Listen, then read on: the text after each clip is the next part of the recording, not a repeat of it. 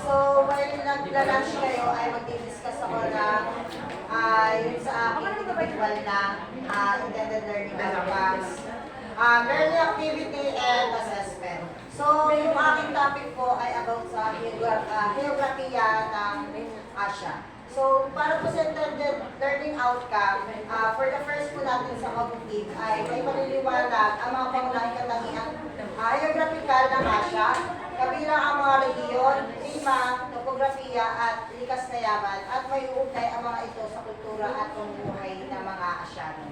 Para po sa learning activity dito sa una po natin ay ito po, magpapakita ng mga larawan o video na nagpapakita ng iba't ibang tanawin, kultura at pamumuhay ng mga Asyano.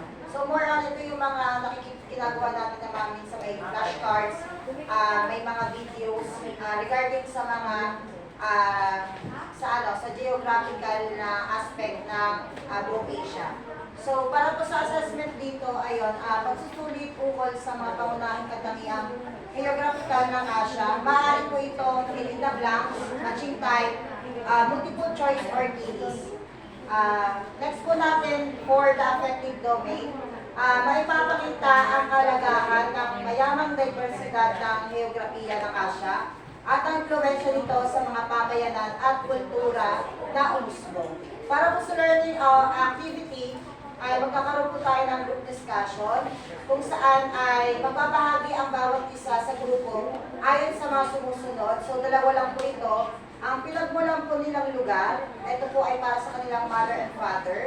At syempre, sasabihin din po nila kung ano po yung tradisyon at kultura ng kanilang pinagmulan. Kung mag-iba man po ang kanilang, kung mag-iba man po ang pinagmulan ng kanilang magulang, ay kailangan po nilang sabihin ito at kailangan po nilang banggitin kung ano yung mga tradisyon, mga culture doon sa mga provinces ng kanilang mga magulang. Para po dun sa assessment natin, naisip ko po ay isang role playing. Pagtutula o pagsasadula na nagpapakita sa kung paano nakaka-impluwensya, kung paano na-impluwensyahan ang bawat isa dahil sa paglaganap ng impluwensya ng ibang kultura, maaari sa ating bansa o sa ibang bansa. Ito po yung for example po, dito sa role-playing na ito, pipili sila, pwede dito sa ating bansa, kung sa isang province, na kilala yung isang kultura na yun or tradition. For example, sa katulad po sa Baguio, na meron po silang Panagbenga Fiesta, paano ba na-influensya ba tayo ng Panagbenga Festival na yun? Or doon po sa ibang bansa na, for example, yung kultura na mga Japanese, paano ba naka-apekto ito sa atin? At, or sa ibang pang rehiyon. Ayun. So, para sa intended learning outcome natin sa psychomotor, makakalikha ng isang malikhaing sining na nagpapakita sa mayamang physical aspeto ng Asia, kultura at tradisyon. Para sa learning outcome, so magpapakita ng isang halimbawa ng diorama na sumisimbolo sa katangiang physical ng isang rehiyon sa Asia. So, ito ay magkakaroon muna ng tawag ito ng first ay magpapakita yung teacher na example at i-discuss sa buong klase para meron po silang idea para sa ating gagawin nila sa assessment. So para po sa ating assessment sa psychomotor ay rubrics din po ito. So paggawa ng malikhaing sining na nagpapakita ng kaalaman sa geografiya ng Asia.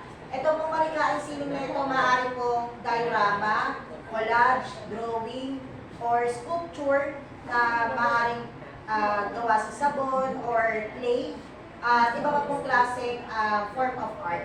So, meron po tayong rubrics dito, nahati po sa 5. So, pagkamalikhain at orihinalidad, 20%, kaugnayan sa lesson po natin which is ang geografiya ng Asia, another 20%, kausayan sa kasanayan, 20% presentasyon, kung naipaliwanag pa nila kung ano yung sumisimbolo sa ginawa nilang art, 20% at syempre, lastly po, meron po tayong peer evaluation na another 20%. So, hindi lang po si teacher ang mag-evaluate ng ginawa ng isang grupo, kundi pati po yung iba grupo para makapag-evaluate din sila. So, yun po yung aking presentation para sa akin ng learning outcomes, learning activity, and assessment. May tanong po ba? Pwede mong tanong. Yung maayos sa tanong kasi. Focus niya sa Google.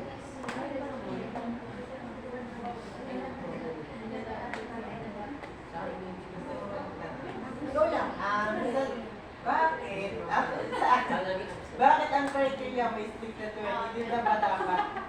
Yung criteria is yung relevance ay mataas kaysa sa iba. Okay. Kasi ano yon, so nagawa ko kasi itong rubrics na ito just to be fair at the same time, I think ano siya, since group activity kasi ito at presentation, gawa ng isang grupo. So, minanage ko nila mula 20%, a total of 100% yung gawa nila activity or yung art po na yun. Since groupings to at may mga collaboration naman ang bawat isa. Ayun. Bakit? Pagka tax sa relevant, hindi magiging fair yun? Hindi naman. Well, Actually, ang actually, pinopoint mo, kaya pinagta 20% mo lahat para maging fair siya. So, ano masasabi mo, or parang pinopoint mo, yung mga gumagamit ng rubrics na mas mataas yung isa, is hindi fair yun? okay. Pagdating sa rubrics, it will depend on the teacher.